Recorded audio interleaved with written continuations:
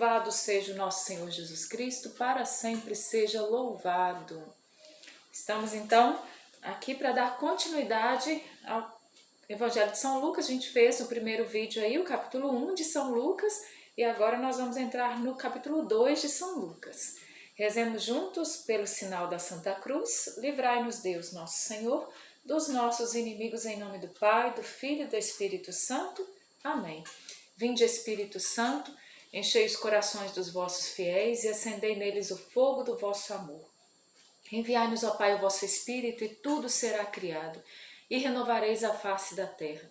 Oremos, ó Deus, que instruíste os corações dos vossos fiéis com a luz do Espírito Santo. Fazei que apreciemos retamente todas as coisas, segundo o mesmo Espírito, e gozemos sempre de sua consolação por Cristo, Senhor nosso. Amém. Lucas 2. Naqueles tempos, apareceu um decreto de César Augusto ordenando o recenseamento de toda a terra.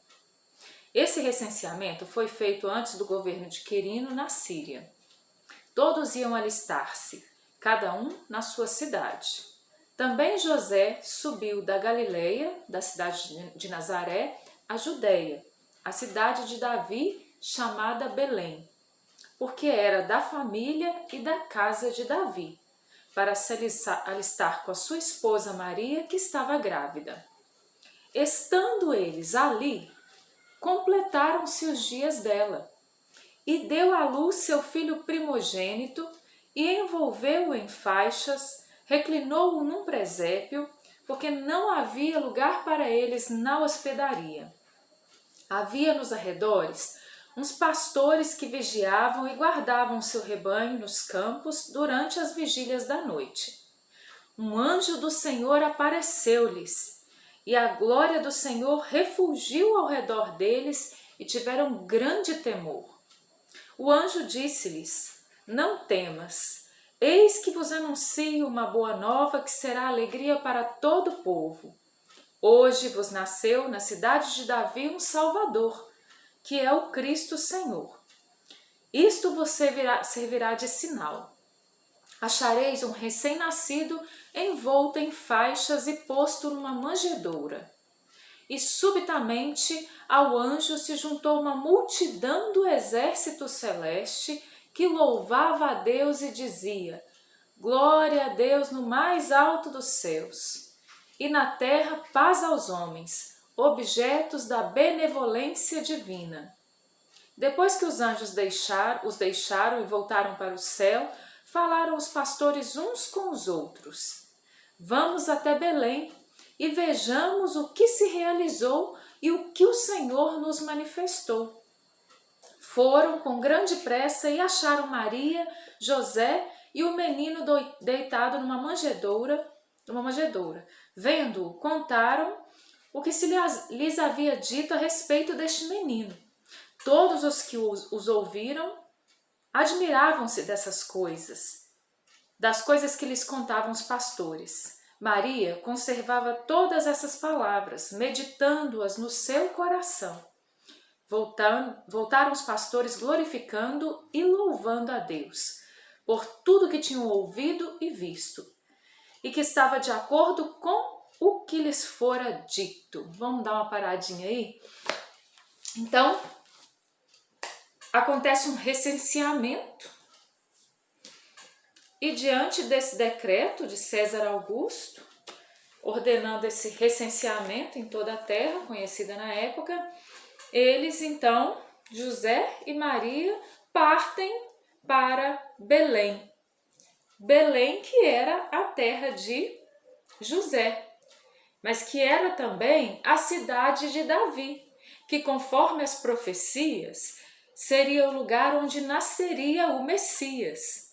Então aqui existe não uma obra do acaso, mas uma obra completamente direcionada pela divina providência. O fato de Jesus nascer em Belém é um impulso da providência de Deus que rege todas as coisas, porque foi dito que seria assim e assim aconteceu. E aconteceu para que se cumprisse as Escrituras. E as escrituras foram escritas porque aconteceria, né? É tudo muito interligado entre si, né? Às vezes a gente pensa assim, o que Deus tem reservado para mim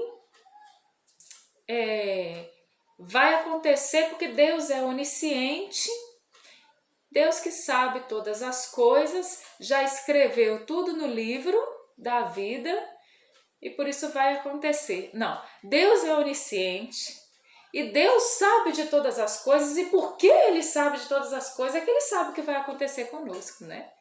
Não é que nós temos aí a nossa vida traçada da forma que muitas vezes nós acreditamos na nossa cabeça, não. Deus é onisciente, Ele sabe de tudo. Então Ele sabe o presente, o passado e o futuro, Ele é Deus, né? Isso vai além do nosso conhecimento. Mas vamos nos ater aqui ao que a Bíblia está falando do nascimento de Jesus. Nós acabamos de celebrar o tempo do Natal, né? Até o domingo agora, a gente estava celebrando, foi então o último domingo do Natal, né? Quando nós celebramos o batismo do Senhor. Nós estávamos nesse tempo belíssimo do Natal, então o nascimento de Jesus está muito vivo no nosso coração. E ler essa passagem dentro dessa realidade, nós estamos agora na primeira semana do tempo comum, né? Então acabamos de celebrar esse tempo do Natal, tudo está muito vivo no nosso coração. E a gente tem a graça então de poder ler o nascimento de Jesus aqui nesse capítulo 2, né? E vem contar então como aconteceu, né, que Maria deu à luz então seu primogênito, envolveu em faixas, reclinou num presépio, como nós vimos, né? Acabamos de desmontar os nossos presépios, né? E então vem dizer que um anjo aparece para alguns pastores, né? O Evangelho segundo São Lucas também é o Evangelho dos pobres, é o Evangelho dos excluídos, é o Evangelho das mulheres. Lucas, ele traz esse traço muito forte, né? Lucas, esse evangelista do coração, né? E ele traz esse traço forte, e aqui os pastores, que não eram ali grandes homens e considerados, né? Não eram.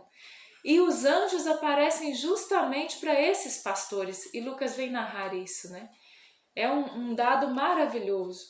E também um Deus maravilhoso, nosso Deus e Senhor, grande Deus e Senhor, que nasce num presépio, que nasce numa manjedoura no meio dos animais, não é? A simplicidade com que as coisas de Deus vão acontecendo, Lucas narra isso de uma forma grandiosa. Então o anjo aparece ali para os pastores e diz: não temas, eu vos anuncio uma boa nova, que será para todo o povo. Então essa boa nova não era somente para os pastores, não era somente para o povo judeu, é para todo o povo, para todos nós. Porque hoje nasceu na cidade de Davi um Salvador, que é o Cristo Senhor. Simples assim, o anjo revela que quem nasceu, o menino que eles encontrariam, era o Salvador, o Cristo, o Senhor. E aí ele fala como eles encontrariam então o menino, e assim acontece. Eles vão e eles encontram lá em Belém do jeito que o anjo falou. Da forma que o anjo falou com os pastores, quando eles encontram então a gruta de Belém, eles veem que da mesma forma está ali acontecendo. E nos braços de Maria, de José, à vista daqueles homens está quem? O Messias, o Cristo Salvador. Bendito seja Deus. O que se passou no coração dos pastores, né? É bom a gente se colocar no lugar dos personagens bíblicos. Pensa, se eu e você fôssemos os pastores e aparecessem os anjos que cantam glória a Deus nas alturas, depois aparece um anjo, depois aparece um grande exército de anjos cantando glória a Deus nas alturas, né? E eles vão, encontram aquele menino, encontram ali Jesus envolto em faixas, sabem que ali é o Messias, o Salvador. Pensa o que se passou na mente daqueles pastores, gente, no coração deles, diante daquela cena. Meu Deus, que mistério profundo, nós estamos vendo o Messias, né? Que grande alegria. Versículo 25. Ora, havia em Jerusalém um homem chamado Simeão. Aqui nós estamos dentro do contexto da apresentação de Jesus no templo. Jesus, que é apresentado no templo, é levado por Maria e José, e de repente tem ali um homem que se chama Simeão, e vamos ver que homem era esse. Esse homem, justo e piedoso, esperava a consolação de Israel. o Espírito Santo estava nele. Olha a figura do Espírito Santo aí também. Só nesse trechinho você vai ver que vai falar 3 vezes do Espírito Santo, presta atenção. E o Espírito Santo estava nele. Fora-lhe revelado pelo Espírito Santo que não morreria sem antes ver o Cristo, o Senhor. Aquele homem, ele já tinha em si o Espírito Santo. O Espírito Santo diz para ele que ele não vai morrer sem ver o Messias, sem ver o Cristo, o Senhor. Impelido pelo Espírito Santo, o mesmo Espírito Santo o impele naquele momento a ir ao templo. Vai lá, Simeão, porque o Cristo está lá. E ele, impelido pelo Espírito Santo, vai ao templo e, tendo seus pais apresentado o menino Jesus para cumprirem a respeito dele os preceitos da lei, tomou-o em seus braços e louvou a Deus nestes termos: Agora, Senhor, deixai o vosso servo ir em paz, segundo a vossa palavra, porque os meus olhos viram a salvação que preparastes diante de todos os povos, como luz para iluminar as nações e para a glória de vosso povo Israel. Que maravilha! A oração de Simeão. Ele toma o menino nos braços e fala: Senhor, agora o Senhor pode deixar o seu servo ir em paz, porque os meus olhos eles viram a vossa salvação, que o Senhor preparou diante de todos os povos, como luz para iluminar as nações, assim como o profeta Isaías vem dizer dessa luz que viria para iluminar as nações. Em Jesus Cristo está a verdadeira luz, como São João nos disse, ele é a verdadeira luz que, vindo ao mundo, ilumina todo homem. Maravilha, gente. Eu quero tomar aqui um pouquinho antes, só o versículo 24, para a gente não deixar passar batido, que quando eles vão, né, para cumprir ali toda a lei, porque todo primogênito do sexo masculino, ele seria consagrado ao Senhor. E para oferecer, então, versículo 24, o sacrifício prescrito pela lei, um par de rolas ou 2 pombinhos, que se a gente for lá em Levítico 5, a gente vai ver que essa era a oferta dos pobres. Uma vez alguém me falou assim: não, eles não eram pobres não, José e Maria não eram pobres não. Eles eram ricos, eles tinham uma boa condição financeira. Aqui está a comprovação de que não, de que eles eram pobres, porque essa era a oferta dos pobres. E eles de forma alguma negligenciariam a oferta que eles tinham que dar ao Senhor. E eles fizeram conforme as suas posses: 2 rolas, um par de rolas ou 2 pombinhos, que era ali o que os pobres ofereciam. Continua então a palavra de Deus, no versículo 33. Seu pai e sua mãe estavam admirados das coisas que dele se diziam. Simeão abençoou e disse a Maria, sua mãe: Eis que este menino está destinado a ser causa de queda e soerguimento para muitos homens em Israel, e será um sinal que provocará contradições, a fim de serem revelados os pensamentos de muitos corações. E uma espada transpassará a tua alma. E uma espada transpassará a tua alma. Uma espada de dor transpassou o coração da Virgem Maria, não é verdade? Havia também uma profetisa chamada Ana, filha de Fanuel, da tribo de Azer. Era de idade avançada. Depois de ter vivido 7 anos com seu marido desde a sua virgindade, ficara viúva e agora com 84 anos não se apartava do templo, servindo a Deus noite e dia com jejuns e orações. Chegando ela à mesma hora, louvava a Deus e falava de Jesus a todos aqueles que em Jerusalém esperavam a libertação. Chega essa mulher, a profetisa Ana, e ela vem dizer... Então, ela vive aquela mesma realidade ali, né? Que Simeão viveu. Ela vê ali o Salvador, o Messias, o Senhor. E vendo o Messias, ela então começa a falar de Jesus para todo o povo. Após terem observado tudo segundo a lei do Senhor, voltaram para Galiléia, a sua cidade de Nazaré. O menino ia crescendo, se fortificava, estava cheio de sabedoria e a graça de Deus repousava nele.